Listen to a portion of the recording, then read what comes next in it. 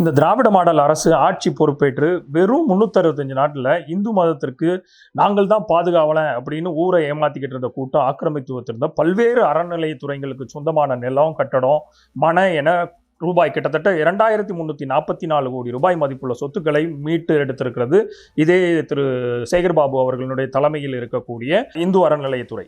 இது போக கிட்டத்தட்ட 6300 சொச்சம் ஏக்கர் நிலங்கள் மீட்கப்பட்டுள்ளன. அது போல 1540 கிரவுண்ட் மனை மற்றும் கட்டடங்கள் மீட்கப்பட்டுள்ளது. இது போக கிட்டத்தட்ட 5813 கோடி ரூபாய் மதிப்புள்ள கோயிலுக்கு சொந்தமான நிலம் மீட்கப்பட்டுள்ளதாக இந்து அறநிலையத்துறையில் இருந்து வரக்கூடிய தகவல்கள் ரெக்கார்டிக்கலாகவே நம்மளுக்கு கொடுக்கப்பட்டுள்ளது. இது போக ஒட்டுமொத்தமாக இந்து அறநிலையத்துறைக்கு புத்துயிர் கொடுத்து வருகிற திரு அமைச்சர் திரு சேகர்பாபு அவர்கள் ஒட்டுமொத்தமாக ஆட்சிக்கு வந்து கிட்டத்தட்ட 1701 நாள் ஆகுது. அதுல கிட்டத்தட்ட 3967 கோயில்களுக்கு கும்பாபிஷேகம் செய்திருக்கிறது இந்த திராவிட மாடலினுடைய இந்து அறநிலையத்துறை.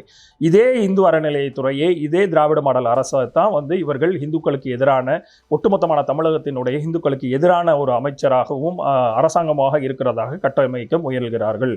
இது போக ஒரு வருட காலமாகவே தமிழகத்தை வந்து மிக முக்கியமாக பல்வேறு கால சூழ்நிலையில இந்த தமிழகத்தினுடைய அமைதியை குலை நடுங்க செய்யணும் அப்படிங்கிறதுல தொடர்ச்சியாக பல்வேறு சம்பவங்களை பாரதிய ஜனதா கட்சியும் அதனுடைய கிளை அமைப்புகளும் செய்து வர்றதற்கு முத்தாய்ப்பாக கடந்த வாரம் சென்னையில வந்து பார்த்தசாரதி சாமி கோயிலுடைய மிக முக்கியமாக கலவரம் பண்ண வேண்டும் ஒற்றை நோக்கத்தில் ஒரு குண்டர் படையுடன் கோயிலுக்குள்ள பூந்தாங்க.